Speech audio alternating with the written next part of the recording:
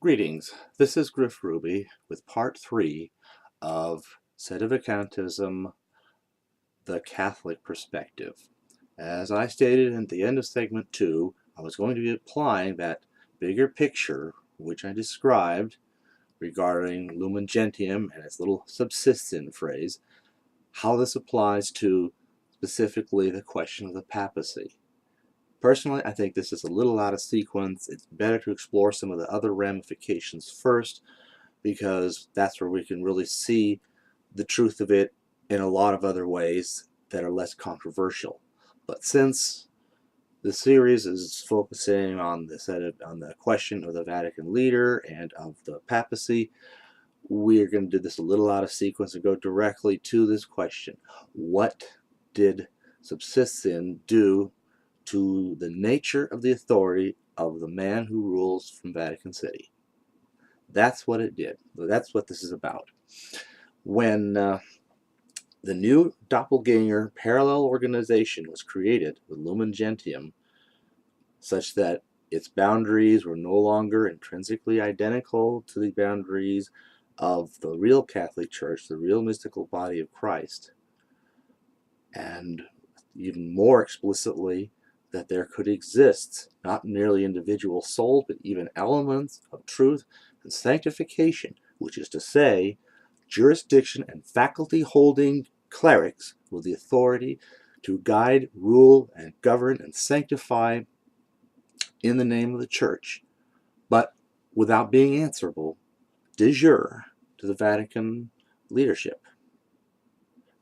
And that's what that was about. When they said that, and the moment any Catholic existed outside their organization, from that moment onward, the Vatican office did not have authority over every Catholic. Some Catholics get put out for being Catholics. Some Catholics just leave because it's offensive. And as time goes on, some Catholics now are just born outside or convert outside and go directly to the real church without even bothering to make the mistake of stopping off in the fake church, the doppelganger church, first. It's not too common, but it does happen sometimes. And I think it'll happen more as we get more and more recognized for what we are as an identity. So now the Vatican leader does not have jurisdiction over all the church.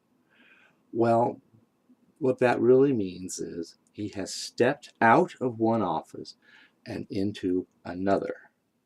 So now this changed everybody's offices to some degree.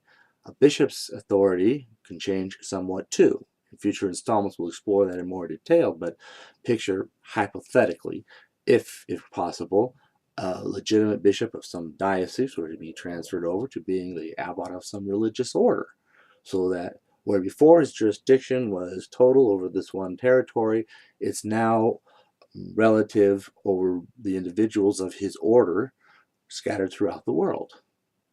But he'd still be a bishop. He'd still be legitimate. It wouldn't change the fact that he is a bishop with the authority to act in the name of the church in every sense of the word. But the leader of the Vatican, his authority has changed in a far more substantial and fundamental way. He is now in an office that does not have jurisdiction over all the church. The papacy, by definition, however, always has jurisdiction over every Catholic soul, over every church, congregation, bishop, diocese, archdiocese, patriarchate, religious order, the whole works. There cannot be so much as a single Catholic soul, legitimately so, who could be in visible communion with the church and at the same time not answerable to a pope. Whatever pope within is living at any given time. There cannot be. For if there could be, then Christ would be divided, and rightly so, and legally so. And there's significant doctrinal reasons. I'm not going to explain here why that can't be so. So that is intrinsic to the office of the papacy. But the Vatican office no longer has that connection, you see. When Paul VI transferred to this new office, he attempted to redefine his own office by redefining the nature of his organization as something outside of which portions of God's mystical body, the real Catholic Church, could subsist and exist legally and properly and salvifically When he did that, he not only redefined the organization, which is what I really should have been able to get to first, he redefined the nature of his own office. He effectively transferred out of the papal office and into a new office. Now, canonically, there's several steps involved. Was this a peaceful transfer? It has to be peaceful. Yes, because the document by which this was done, Lumen Gentium, was peacefully voted on and accepted by all the church bishops and fathers and cardinals and everybody else gathered together and promulgated by the man himself. Second of all, was this new office incompatible with the office of the papacy? You see, in the case of the bishops, the new office was not incompatible. A bishop could effectively have two offices. He could still continue as the bishop the church made him be, but now he could also be in this new office, in this doppelganger organization, whatever they wanted to do in parallel. And it's up to the man to decide which office he's going to devote his attentions to. But the leader, you can't, it's not the same. Either you have jurisdiction over it or you don't. And when you don't, by definition, that is intrinsically incompatible. So, it is a new, incompatible office, peacefully transferred to, and that's visibly, legally seen and witnessed by all.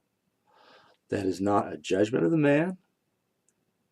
It doesn't say anything about even whether even what he did was a good or bad thing, let alone what kind of person he is. It says nothing. It is simply, this is legally what he's done. These are the consequences. And on November 21, 1964, Paul VI, in this manner, resigned from the papacy. And so long as Lumen Gentium remains on the book, which it did for the rest of his life, he was in this new office, an incompatible office to that of the papacy, and as such, legally and visibly, not Pope. By virtue of that, infallibility does not apply to him. To be infallible, you have to have jurisdiction over the whole church. Only then can you bind and teach the whole church. We all know that even a Pope wouldn't be infallible if he only decided to bind, say, the church in Italy to particular teaching or mandate or discipline or anything else. Wouldn't be infallible. But when he attempts to impose a teaching on the whole world, on every Catholic, which only a person with universal jurisdiction, i.e. Pope, can do, then he can be infallible. Now, without that, he can't be infallible. Infallibility is not a part of his life. He's really in rank, as it were, ignoring whatever further losses he may get through heresies and loss of office and things of that nature, which is going to have to be up to others to judge. He is now more like a patriarch of a particular rite, or an archbishop of some archdiocese. You can be in his diocese if, let's say, some individual Catholic peacefully remains within the organization, or you can be a Catholic outside that diocese if you're one of the Catholics who's outside, because he doesn't have jurisdiction over you. You don't have to have anything to do with him. And that is what his office really is. And that's what Lumen Gentium did. Thank you.